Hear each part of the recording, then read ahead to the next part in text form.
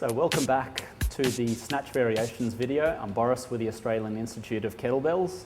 In the last video, I posed the question, which way is the right way to do a kettlebell snatch? From what you would have seen online, there are a few different variations.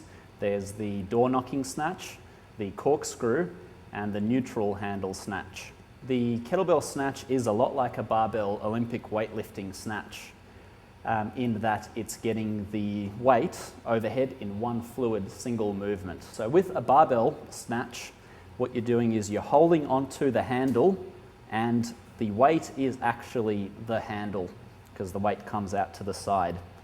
With a kettlebell, the unique design of the kettlebell is such that you've got the handle in your hand, but the weight isn't in your hand. The weight is outside of it. So the confusion comes from you wanting to move that weight overhead rather than moving the handle, and I'll talk about that in a little bit more detail now.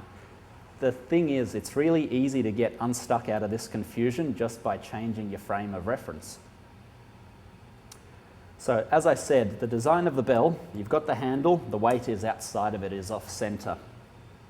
What a lot of people want to do is they want to move that weight overhead, which results in moving the handle overhead, which then gets the bell to flip and hit you on the forearm. What we need to think about instead is moving that weight overhead and then moving the handle around it, rather than moving the handle up and then the weight coming around the handle. So this brings us back to our three snatch variations.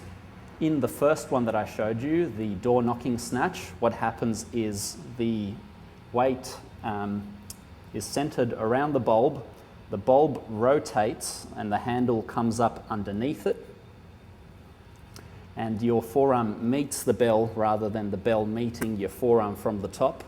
The forearm comes up from underneath and there's no hitting then. In a corkscrew snatch, what happens is the handle rotates in a spiral upwards and the bell comes up from the side to touch the handle. Technically the hand comes up from the side to touch the bell.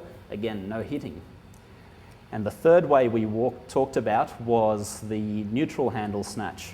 With a neutral handle, all that happens is the bell comes up from the side. Again, it's not the bell coming up from the side, it's that the handle is rotating from the side and the bell is resting in that position.